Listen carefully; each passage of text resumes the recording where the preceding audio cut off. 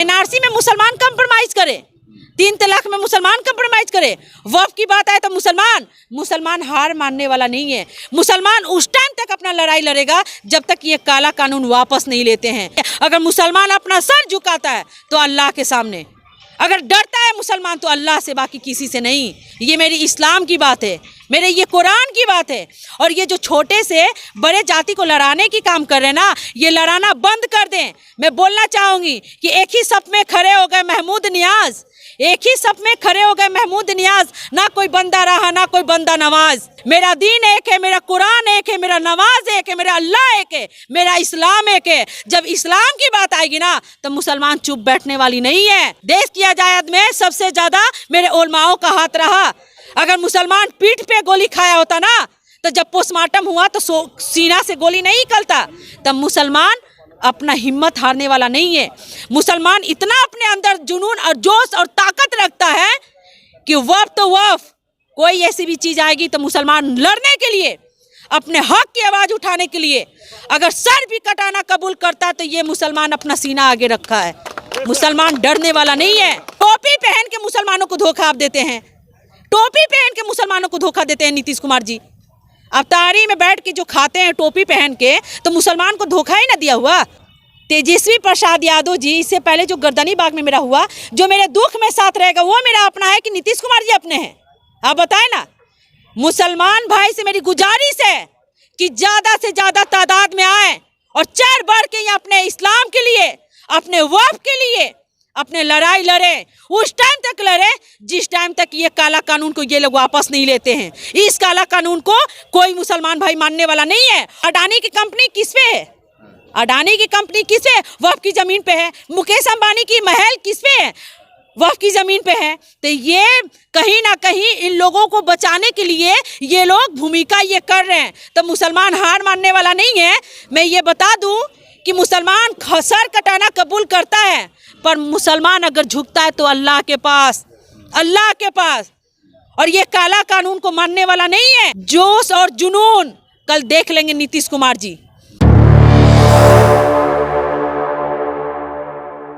29 तारीख को वक्फ बचाओ दस्तूर बचाओ कॉन्फ्रेंस का आयोजन किया जा रहा है और हम आपको दिखाना चाहेंगे गांधी मैदान का एक विहंगम दृश्य आपके नज़रों के सामने दिखाई देगा कि जहां तक आपको नज़र जा रहा है पूरे गांधी मैदान को बैरिकेड कर दिया गया है और हर तरफ दरी बिछा दी गई है। लोगों के बैठने के लिए इंतज़ाम है, कुर्सियों का भी इंतज़ाम किया गया है। अभी यहाँ पे गांधी मैदान का जायज़ा लेने नसीमा जमाल जी हैं, जो कि आरजेडी की नेत्री हैं, प्रवक्ता के तौर पे जानी जाती हैं और एक मुखर प्रवक्ता के तौर पे जानी जाती है। किस तरीके से देखती है मैम जो इतना बड़ा एक पूरा विशाल गांधी मैदान को जो भरने की तैयारी है, क्या कुछ होने वाला है कल के बाद से? ये ऐतिहासिक कॉन्फ्रेंस है, आप ये जान जाएं, ये ऐतिहासिक होगा और इतना भीड़ होगा कि गांधी मैदान छोटा पड़ जाएगा। गांधी मैदान भी छोटा? बिल्कुल, गांधी मैदान छोटा पड़ जाएगा, ये आप जान जाए। और मुसलमान उस टाइम तक नहीं चुप बैठेगा जब तक ये काला कानून को ये लोग वापस नहीं लेते हैं। इस काला कानून को मुसलमान भाई मानने वाला नहीं है, बिल्कुल नहीं। ये काला कानून है। एक बात बताएं कि कब्रिस्तान, मस्जिद, खानका, मदरसा, ये सब पे ये लोग कब्जा करना चाह रहे हैं। ये लोग कहाँ करना चाहते हैं? वो तो बोल रहे हैं कि गरीबों को हक मिलेगा। जो गरीब जो माइनॉरिटी समाज के लोग हैं, जो अब तक जिनको हक नहीं मिला वक्फ बोर्ड के तहत में, जिन गरीबों को हक मिलना चाहिए उसको हक मिलेगा। सरकार तो लगातार दावा कर रही है। 20 साल से नीतीश कुमार जी कितने गरीब को हक दिलाए हैं, मैं पूछना चाह रही हूँ। ये आप जान जाएं कि जो 20 साल से नीतीश कुमार जी कितने गरीबों का हक दिलाए हैं और कितने गरीबों का साथ दिए हैं, ये दिख रहा है। और ये लोग कल से ही, ये अभी से ही लोग घबरा गए हैं।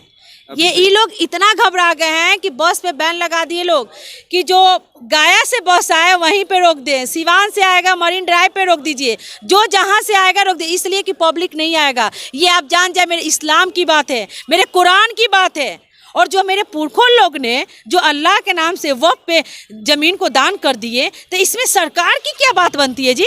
एनआरसी में मुसलमान कंप्रोमाइज़ करे, 3 तलाक में मुसलमान कंप्रोमाइज करे, वक्फ की बात आए तो मुसलमान हार मानने वाला नहीं है। मुसलमान उस टाइम तक अपना लड़ाई लड़ेगा जब तक ये काला कानून वापस नहीं लेते हैं। मुसलमान हारने वाला नहीं है। अगर मुसलमान अपना सर झुकाता है तो अल्लाह के सामने, अगर डरता है मुसलमान तो अल्लाह से, बाकी किसी से नहीं। ये मेरी इस्लाम की बात है, मेरे ये कुरान की बात है।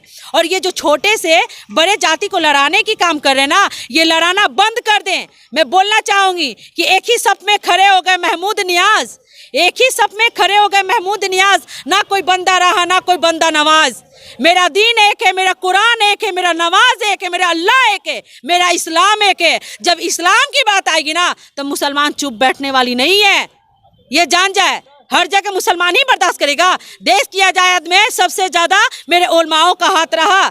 अगर मुसलमान पीठ पे गोली खाया होता ना तो जब पोस्टमार्टम हुआ तो सीना से गोली नहीं निकलता। तब मुसलमान अपना हिम्मत हारने वाला नहीं है। मुसलमान इतना अपने अंदर जुनून और जोश और ताकत रखता है कि वफ तो वफ, कोई ऐसी भी चीज़ आएगी तो मुसलमान लड़ने के लिए, अपने हक की आवाज़ उठाने के लिए, अगर सर भी कटाना कबूल करता है तो ये मुसलमान अपना सीना आगे रखा है। मुसलमान डरने वाला नहीं है, ये जान जाए। और ये नीतीश कुमार जी अपना आँख खोल के देख लें, जिसके बल पे कूद रहे थे ना वो जमाना गया। आप एक तरफ मुसलमानों के पीठ पीछे चाकू घोंपते हैं और दूसरी तरफ आप मुसलमान की बात करते हैं, तो आप तो सबसे बड़ा धोखाधड़ी। टोपी पहन के मुसलमानों को धोखा आप देते हैं, टोपी पहन के मुसलमानों को धोखा देते हैं नीतीश कुमार जी। आप तारी में बैठ के जो खाते हैं टोपी पहन के, तो मुसलमान को धोखा ही ना दिया हुआ। टोपी तो आपके नेता भी पहनते हैं, तो टोपी पहनना नेताओं का काम है, टोपी पहनाना। जब नेता की बात आप बोले ना तो मैं नेता पे आ जाऊं। नेता तेजस्वी प्रसाद यादव जी, इससे पहले जो गर्दनी बाग में मेरा हुआ, जो मेरे दुख में साथ रहेगा वो मेरा अपना है कि नीतीश कुमार जी अपने हैं? आप बताएं ना।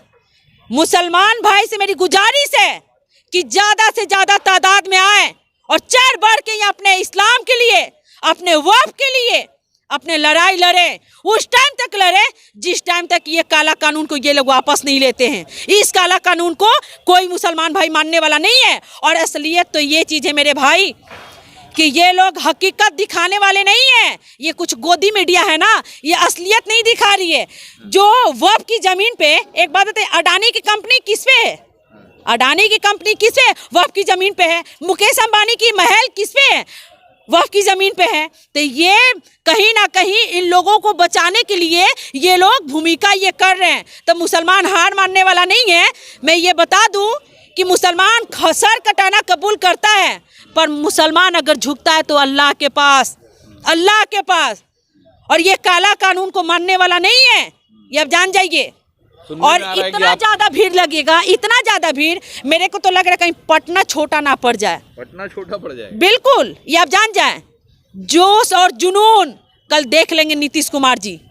और अभी से इनका हालत ख़राब हो गया। हालत ख़राब हुआ तब ना बस पे प्रतिबंध लगा दिए कि जो जहाँ वहीं पे रुक जाए कि पब्लिक नहीं आएगी।